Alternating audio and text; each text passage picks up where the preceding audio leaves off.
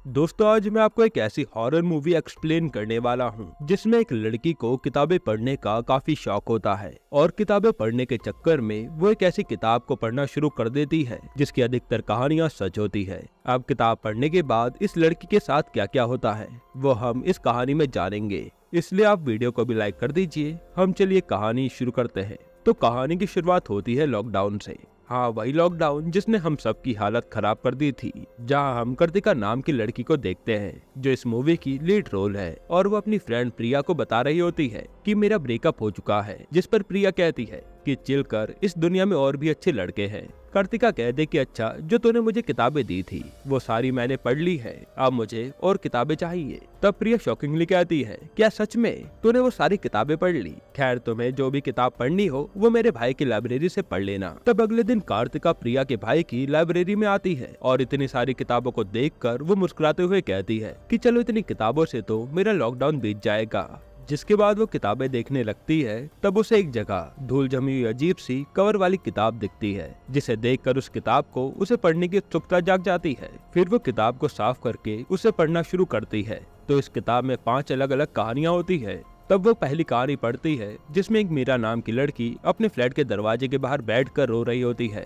तभी उसका पड़ोसी शक्ति कहीं से आता है जो उसे रोता हुआ देखकर उसके रोने का कारण पूछता है, जिस पर मीरा बताती है कि मेरे फ्लैट ओनर ने मुझे फ्लैट खाली करने को कह दिया है। मैंने उससे काफी रिक्वेस्ट भी करी लेकिन वो नहीं माना। अब ऐसे लॉकडाउन में जहाँ कोई पानी पिलाने के लिए भी तैयार नहीं है, भला मुझे रूम कौन देगा? ये सब बातें सुनने के बाद शक्ति मीरा से कहता है कि मेरे फ्लैट में 2 रूम है जिसमें से एक खाली है, तो तुम चाहो तो उसमें रह सकती हो।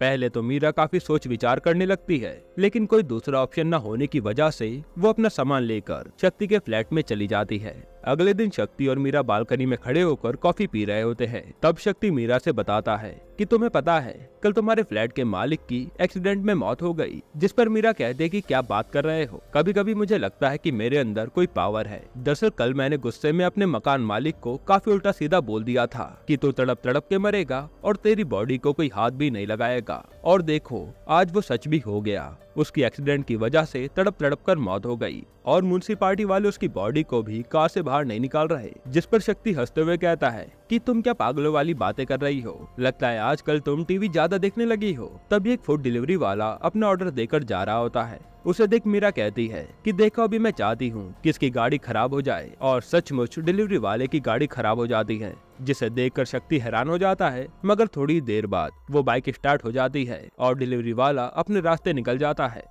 तब शक्ति कहता है, देखा, वो सिर्फ एक इत्तेफाक था कि उसकी गाड़ी यहाँ खराब हो गई थी। जिस पर मीरा कह दे कि ऐसा कुछ नहीं था, वो तो मुझे उस पर तरस आने लगा था, इसलिए मैंने दोबारा से सोचा कि इसकी गाड़ी ठीक हो जाए, और वो गाड़ी ठीक भी हो गई। लेकिन शक्ति को अभी भी मीरा की बातों पर विश्वास नहीं था और वो हंसते हुए वहाँ से चला जाता है। फिर अगले दिन शक्ति कुछ बड़े बैग्स लेकर आता है, जिसे देखकर मीरा उससे पूछती है कि इतने बड़े बैग्स का तुम क्या करोगे? तब शक्ति बताता है कि मेरा कुछ पुराना सामान ऐसे ही पड़ा हुआ है जिसे मैं इस बैग में भर कर बाहर फेंकूंगा। इस पर मीरा कहती है कि चलो, मैं भी तुम्हारी मदद करवा देती हूँ। मगर शक्ति कहता है कि नहीं, तुम्हें दिक्कत लेने की कोई जरूरत नहीं है, तुम अपने कमरे में जाकर आराम करो। यह कहकर वो उसे अपने कमरे में भेज देता है। जिसके बाद मीरा सो जाती है, लेकिन रात को कुछ आवाजें सुनकर मीरा की आंख खुल जाती है। वो चुपचाप दरवाजे को खोलकर बाहर देखती है तो शक्ति बैग को घसीटते हुए उसे बाहर ले जा रहा होता है। तभी वो उसके कमरे में जाकर देखती है तो उसे वहाँ 2 लड़कियों की लाशें दिखती हैं, जिसे देखकर वो काफी हैरान हो जाती है। इससे पहले उसे कुछ भी समझ आता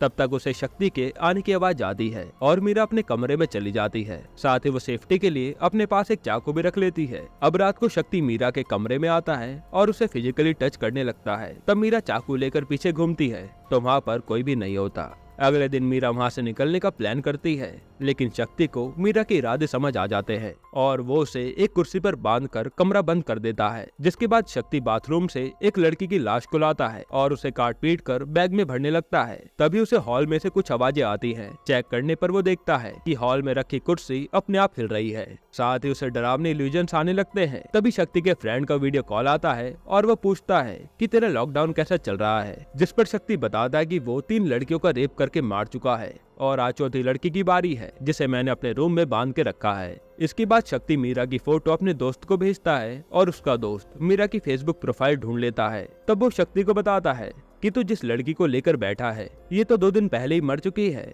ये सुनकर शक्ति के पैरों के नीचे से जमीन खिसक जाती है और वो फौरन अपने रूम में जाता है जहाँ कुर्सी पर कोई भी नहीं बैठा होता। और फिर शक्ति के पीछे हम मीरा की आत्मा को देखते हैं जो शक्ति पर हमला कर देती है और पहली कहानी यही खत्म होती है। ये कहानी पढ़ने के बाद कार्तिका को अपने आसपास अजीब सा फील होने लगता है, लेकिन वो इसे अपना भ्रम मानकर दूसरी कहानी पढ़ना शुरू करती है। दूसरी कहानी में हम एक लड़के को देखते हैं जो अपने मोबाइल में वीडियो बनाते हुए अनजान लोगों के घर में जाता रहता है। तभी वो रैंडमली एक लड़की के घर में जाता है जहाँ वो बताता है कि मैं एक यूट्यूबर हूँ और मेरे यूट्यूब पर 1 मिलियन का चैनल है। मैं इस लॉकडाउन में लोग जीवन कैसे जी रहे हैं वो जान रहा हूँ, तो क्यों ना आप अपने बारे में भी मुझे बताओ। मेरी वीडियोस काफी बड़े बड़े सेलिब्रिटीज देखते हैं। ये सुनकर वो लड़की अपने बारे में बताने के लिए मान जाती है। फिर वो लड़की उस लड़के के पहले हैंड सैनिटाइज करवाती है और उसे अंदर बुलाती है। अंदर जाते ही वो लड़का हैरान हो जाता है क्योंकि वहाँ पर उसने पहले से ही काफी सारे लड़कों को बांध कर रखा था और सबकी उंगलियां काट रखी थी और आज इस लड़के की बारी थी। फिर वो लड़की इसकी भी उंगली काट देती है। वहीं बाकी लड़कों को देखकर हमें पता लगता है कि ये रोजमर्रा के काम करने वाले लड़के हैं, जैसे दूध वाला, सब्जी वाला, न्यूज़पेपर वाला। और ये कहानी यही समाप्त हो जाती है। इस कहानी को पढ़ने के बाद कार्तिका काफी हैरान हो जाती है और सोचने लगती है कि इस किताब का राइटर कौन होगा जिसे इतनी पहले से ही लॉकडाउन के बारे में पता था और उसने इस पर किताब भी लिख डाली। फिर कार्तिका प्रिया को फोन करके उससे ये सब बताती है और कहती है कि अपने भाई से पूछो कि ये किताब किसने लिखी है और ये कहाँ से आई है, जिस पर प्रिया का कहना था कि वो ये पूछकर बताएगी। वहीं इधर प्रिया का भाई फोन पर बात करते करते लाइब्रेरी का गेट बंद करके चला जाता है और उसे याद भी नहीं रहता कि अंदर कार्तिका लाइब्रेरी में है। जिसके बाद कार्तिका तीसरी कहानी पढ़नी शुरू करती है जिसमें एक जैकब नाम का फिल्म डायरेक्टर मनीषा नाम के सिंगर को सिद्धार्थ नाम के म्यूजिक डायरेक्टर के पास लाता है। तब सिद्धार्थ मनीषा को एक धुन पे गाना गाने के लिए कहता है, जिसे सुनने के बाद मनीषा सिद्धार्थ से कहती है कि सर ये तो AR रहमान की धुन है। तब सिद्धार्थ कहता है कि हाँ, आजकल ऐसे ही गाने बनते हैं कि किसी की भी धुन उठा लो और उसमें थोड़ा बहुत चेंज करके अपना गाना बना लो। मनीषा सोचती है कि मुझे तो सिर्फ गाना गाना है, अब चाहे वो धुन किसी की भी हो। जिसके बाद मनीषा गाना गाना शुरू करती है, लेकिन सिद्धार्थ बार बार उसे कट करने में लगा हुआ था क्योंकि सिद्धार्थ को मनीषा की आवाज के साथ किसी और की भी आवाजें सुनाई दे रही थी। अब मनीषा को सिद्धार्थ की हरकतें देखकर उस पर गुस्सा आ रहा होता है। तभी सिद्धार्थ को मनीषा के सर के पीछे किसी और का सर दिखता है। इसे देखकर वो काफी डर जाता है। वो ये बात दोनों को बताता है, लेकिन मनीषा को ऐसा लगता है कि सिद्धार्थ उसे भगाने के लिए ये सब कर रहा है। जिस पर मनीषा कहती है कि अगर आपको मुझे भेजना ही है तो मैं ऐसे ही चली जाऊंगी, और वह वहाँ से उठकर जाने लगती है।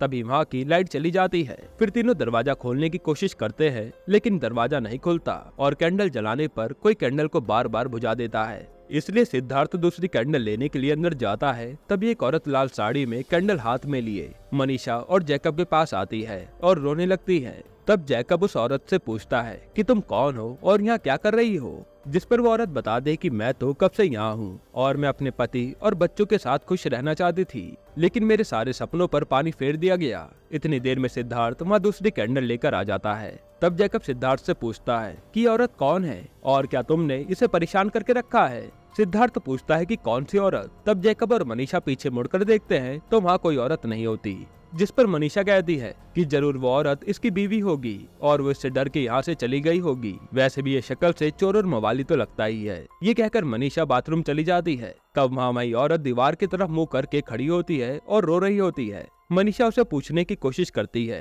कि तुम यहाँ क्या कर रही हो और इतनी जल्दी यहाँ कैसे आ गई। तभी वो औरत मनीषा की तरफ मुंह घुमाकर काफी तेज चिल्लाती है और मनीषा उसे देखकर बाहर जैकब और सिद्धार्थ को ये सारी बातें बताती है। जिसके बाद ये तीनों उस बाथरूम को चेक करने जाते हैं, लेकिन वहाँ पर कोई भी नहीं होता। वापस आते हुए इन्हें एक छोटा सा आदमी दिखता है जो कि इन्हें चाय ऑफर करता है, जिसे देखकर जैकब और मनीषा को काफी अजीब लगता है।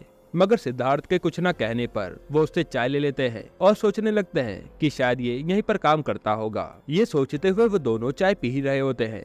तभी जैकब, सिद्धार्थ और मनीषा को एक साथ कई सारे लोग एक दरवाजे पर खड़े हुए दिखते हैं, जिन्हें देखकर ये तीनों काफी डर जाते हैं और दरवाजे को खोलकर बाहर भागने की कोशिश करते हैं। तब किसी तरह दरवाजा खुल जाता है और ये उस कमरे से बाहर आ जाते हैं। अगले दिन जैकब न्यूज़पेपर में पढ़ता है कि कुछ दिनों पहले सिद्धार्थ ने अपनी कार से कई सारे लोगों को कुचल दिया था, साथ ही सिद्धार्थ की इसमें मौत हो गई थी। तब ये न्यूज पढ़कर जैकब की हालत खराब हो जाती है और उसे समझ आ जाता है कि कल उसने जितने लोगों को भी देखा वो सारी आत्माएं थी। तभी जैकब को पीछे से सिद्धार्थ की आवाज सुनाई देती है और ये कहानी भी यही खत्म होती है। अब ये वाली कहानी लॉकडाउन से रिलेटेड नहीं होती, साथ ही इसमें ज्यादा हॉरर वाली वाइब नहीं थी, इसलिए कार्तिका को ये कहानी ज्यादा अच्छी नहीं लगती। लेकिन तभी उसे अपने सामने एक औरत लाल साड़ी पहने खड़ी दिखती है और कार्तिका उसके पास आकर पूछती है कि तुम कौन हो और यहाँ कैसे आई। तब वो औरत कार्तिका की ओर बढ़ने लगती है और अचानक से चिल्ला पड़ती है। कार्तिका भी डर के मारे नीचे गिर जाती है। उसी टाइम उसकी नजर टेबल पर पड़ती है जहाँ उसे मीरा बैठी हुई दिखती है, लेकिन एकदम से सब गायब हो जाता है। अब कार्तिका को कुछ भी समझ नहीं आ रहा होता और वो सोचती है कि ये सब मेरा वहम ही होगा। जिसके बाद वो गूगल पर इन सभी के बारे में चेक करती है तो उसे पता चलता है कि ये सब मौतें असलियत में हुई थी और पता नहीं किसने सालों पहले ही ये सब बातें प्रेडिक्ट कर ली थी। जिसके बाद वो चौथी कहानी पढ़ना शुरू करती है। इसमें हम दो दारूबाज लड़कों को देखते हैं और लॉकडाउन की वजह से उन्हें कहीं दारू नहीं मिल रही होती। तब दारू की तलाश करते करते वो एक बार में जा पहुंचते हैं और वहाँ देखते हैं कि उस बार में कोई भी नहीं है। तो वो दोनों लड़के वहाँ से दारू की बोतल उठाने ही जा रहे होते हैं कि तभी उनके पीछे से एक सरकटा आदमी आ जाता है और उन्हें हरकत करने से मना करता है, जिसे देखकर वो दोनों लड़के काफी डर जाते हैं। तभी वो सरकटा आदमी गायब हो जाता है और उन दोनों लड़कों को लगता है कि दारू न पीने की वजह से उन्हें ऐसे ख्याल आ रहे हैं, इसलिए वो दोबारा से दारू की बोतल उठाने लगते हैं। फिर बोतल उठाने के दौरान उन्हें कोने में एक पंखा दिखता है। जब वो उसके पास जाते हैं तो उसमें से एक हाथ निकलकर उन्हें पकड़ने की कोशिश करता है, लेकिन वो दोनों किसी तरह से बचकर वहीं बेहोश हो जाते हैं। फिर जब उनकी आंख खुलती है तो वो देखते हैं कि चारों तरफ कुछ चमकदार लोग बैठे हैं। उनके बीच में से एक लड़की आकर उन्हें बताती है कि वो एक एलियन है और अर्थ पर लॉकडाउन की वजह से एनर्जी के सोर्स बंद हो गए हैं। अब जब तक लॉकडाउन नहीं खुलता हमें अर्थ पर ही रहना होगा। जिस पर लड़के कहते कि पूरी दुनिया में इतनी सारी जगहें हैं और तुम्हें यही बार मिला था। लड़की बता दे कि जिस चीज को हमें खाने की जरूरत पड़ती है वो पूरे अर्थ में इस दारू में मिलती है, इसलिए यह हमारे लिए काफी जरूरी है। तब दूसरा लड़का बोलता है कि चलो ठीक है, तुम बस हमें 2 बोतल दे दो। जिस तरह तुम्हारे लिए दारू जरूरी है उसी तरह हमारे लिए भी दारू जरूरी है। लेकिन वो लड़की उन्हें दारू की बोतल नहीं देती और वो समझ जाती है कि लड़कों का मन काफी साफ है, इसलिए वो उन्हें समझाती है कि तुम दारू वगैरह पीना छोड़ दो और तुम्हारे अंदर कुछ टैलेंट है तो उसे खोजो, जिससे तुम्हारा जीवन काफी अच्छा व्यतीत होगा।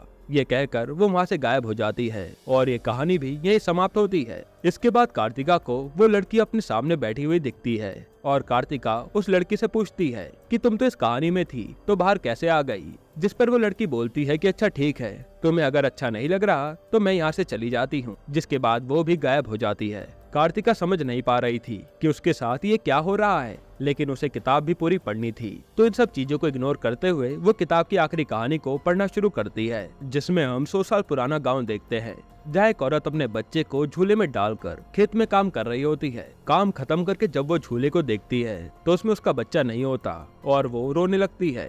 उसी रात एक आदमी कहीं से अपने घर लौट रहा होता है और उसे ऐसा लगता है कि कोई उसका पीछा कर रहा है। जैसे वो पीछे मुड़कर देखता है तो उस पर कोई हमला कर देता है, जिसके अगले दिन गांव वालों को उस आदमी की सरकटी लाश मिलती है। इसके बाद हम काजल को देखते हैं जो इस कहानी की लीड रोल है और वो अपनी बेटी के साथ रहती है। तभी काजल का देवर स्वामी वहाँ पर आता है और उसे बताता है कि बड़े भैया यानी काजल का पति 1-2 दिन में गाँव वापस आ रहे हैं। ये सुनकर काजल काफी खुश हो जाती है।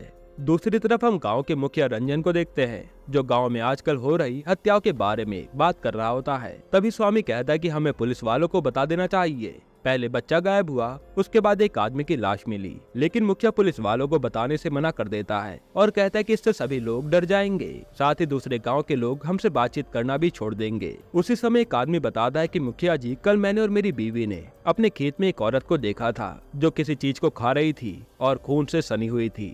यह सुनकर सभी लोग हैरान हो जाते हैं, लेकिन मुखिया अभी भी पुलिस वालों को बताने से मना कर रहा था। साथ ही वो उस आदमी को कहता है कि ये बेकार की अफवाहें उड़ानी बंद करो। अब अगले दिन काजल अपने पति के आने की खुशी में पूजा और भंडारा करवाती है। इस पूजा में रंजन भी आया हुआ था, जिसे काजल बातों ही बातों में बताती है कि मेरे अंदर एक शक्ति है कि जो भी मैं सोचती हूँ वो सच हो जाती है। तब रंजन उसकी ये बात सुनकर हंसने लगता है, लेकिन तभी काजल एक कागज पर लिखती है कि रंजन संभल कर रहो, तुम्हारे पास रखा मटका फूटने वाला है। ये सुनकर रंजन और तेजी से हंसने लगता है। तभी उसका हाथ मटके पर लगता है और वह मटका फूट जाता है। रंजन इससे पहले काजल से कुछ और पूछता, तभी स्वामी वहाँ आ जाता है और कहता है कि भैया आ गए हैं। जब काजल बाहर जाकर देखती है तो उसके पति की वहाँ लाश होती है। दरअसल वापस लौटते समय उसका पति का एक्सीडेंट हो जाता है, जिसमें उसकी मौत हो गई थी। काजल ये देखकर फूट फूट कर रोने लग जाती है। फिर कुछ दिनों बाद एक वकील काजल को आकर बताता है कि तुम्हारे पति की सारी जायदाद तुम्हारे नाम हो चुकी है क्योंकि वसीयत में तुम्हारा ही नाम था। तब रंजन काजल को कहता है कि तुम इतनी दौलत का क्या करोगी, इसे तुम मुझे दे दो और तुम अपनी बेटी और खुद को संभालो। जिस पर काजल गुस्सा हो जाती है और रंजन को कहती है कि तुम पहले गांव में हो रही चीजों को संभालो, मैं खुद को और अपनी बेटी को संभाल सकती हूँ। ये सुनकर रंजन वहाँ से जाने लगता है। तभी उसे घर का नौकर कहता है कि मुखिया जी अब मुझे इस घर में नहीं रहना, मुझे इस घर में रहने से डर लगता है क्योंकि एक दिन जब रात को मुझे कुछ आवाजें सुनाई दे रही थी तो मैं बाहर निकल कर देखता हूँ जहाँ मालकिन एक कुत्ते का मांस खा रही थी और वो देखने में काफी डरावनी लग रही थी। ये सुनकर रंजन का दिमाग खराब हो जाता है और उसे उस आदमी की भी बात याद आती है जो बता रहा था कि मैंने अपने खेत में एक औरत को देखा था। अब यहाँ रंजन को लगने लगता है कि गांव में हो रहे हादसों के पीछे काजल का ही हाथ है, इसलिए वो स्वामी को मनाकर एक अघोरी को काजल के घर में लाता है और काजल अघोरी को देखकर उस पर हमला कर देती है, जिसके बाद काजल को कमरे में बंद कर दिया जाता है। अघोरी बताता है कि काजल के अंदर एक चुड़ैल है और वो जो भी कहेगी वो चीजें सच हो जाती हैं। तब रंजन अघोरी से इसका उपाय पूछता है। अघोरी बताता है कि हमें काजल की जीभ काटनी होगी जिस पर चुड़ैल का वास है, जीभ काटने के बाद सब कुछ ठीक हो जाएगा। अब पूरा गांव इस चीज के लिए तैयार हो जाता है और मंदिर में पूजा करते हुए एक दिन सभी लोग इकट्ठा होकर काजल की जुबान काट देते हैं। इसके बाद काजल और उसकी बेटी को मंदिर के पास वाली एक झोपड़ी में रखा जाता है और उसके झोपड़ी के आसपास कोई भी नहीं भटकता। लेकिन एक रात रंजन काजल का रेप करने के लिए उसकी झोपड़ी में जाता है, लेकिन काजल उसे वहाँ से भगा देती है। वापस लौटते समय स्वामी, अघोरी और नौकर मिलकर रंजन को यहाँ जान से मार डालते हैं। तब हमें पता चलता है कि काजल पर कोई बुरा साया नहीं था। हाँ, उसके पास एक शक्ति थी कि जो वो सोचती थी वो लगभग हो ही जाता था, लेकिन बच्चे का गायब होना, एक आदमी की सरकटी लाश मिलना, ये सब स्वामी ने करा था। यहाँ तक कि अपने भाई को भी स्वामी ने ही मारा था और फिर अपने नौकर को कहकर झूठी अफवाह फैला दी थी कि ये सब काजल कर रही है जो कि चुड़ैल है। असल में स्वामी ने अपने भाई की जायदाद हड़पने के लिए ये सब किया था। जिसके बाद स्वामी भी एक रात को काजल के साथ जबरदस्ती करने जाता है, लेकिन काजल उसे चाकू दिखाकर वहाँ से भगा देती है। इसके बाद काजल काफी रोते हुए सोचती है कि अब उसे अपनी बेटी के साथ आत्महत्या करनी पड़ेगी, वरना कोई भी उसकी बेटी और उसे नहीं छोड़ेगा। जिसके बाद वो एक कुएं के पास अपनी बेटी को लेकर आती है तो उसकी बेटी उससे पूछती है कि मम्मी, हम यहाँ क्यों आए हैं। बेचारी काजल उसे क्या बताती, इसलिए वो उसके सामने हाथ जोड़कर उसे लेकर कुएं में कूदने वाली होती है। तभी वहाँ पर स्वामी और गांव के लोग आकर उसे रोक लेते हैं कि देखो, मैंने कहा था ना, ये चुड़ैल किसी को भी नहीं छोड़ेगी और अब ये मेरे बड़े भाई की निशानी को लेके जा रही है, लेकिन ऐसा मैं होने नहीं दूंगा। ये कहकर वो काजल की बेटी को अपनी तरफ खींच लेता है और पूरा गाँव काजल पर पत्थर बरसाने लगता है। तभी काजल की बेटी भी एक पत्थर उठाकर काजल को मार देती है क्योंकि उसे भी लगने लगा था कि उसकी माँ सच में चुड़ैल है और वो आज उसे भी मार डालती। अब काजल को ये देखकर काफी पीड़ा होती है और वो यहीं पर अपना दम तोड़ देती है। फिर कुछ दिनों बाद काजल की आत्मा स्वामी, अघोरी और नौकर को बदले के लिए मार डालती है और ये आखिरी कहानी भी यही खत्म होती है।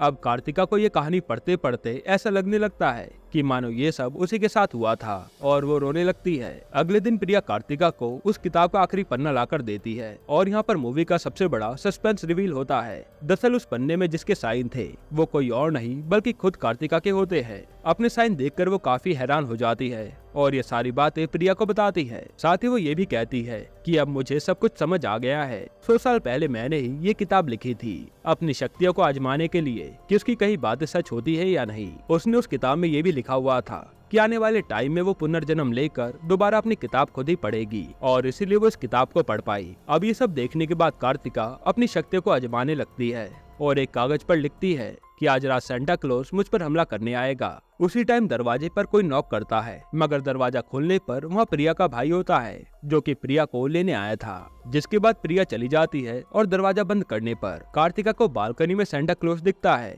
जो कुल्हाड़ी हाथ में लिए हुए था और यहीं पर ये मूवी खत्म होती है। हालांकि इस मूवी के एंड में हमें बताया जाता है कि इस मूवी का सेकंड पार्ट भी आएगा। वैसे आपको ये मूवी कैसी लगी हमें कमेंट में जरूर बताइएगा और इसके अलावा आप कौन सी मूवी का एक्सप्लेनेशन देखना चाहते हैं वो भी कमेंट कीजिएगा। बाकी अगर आपको हाल ही में आई एक कमाल की मूवी देखनी है तो आप ये वीडियो देख लीजिए।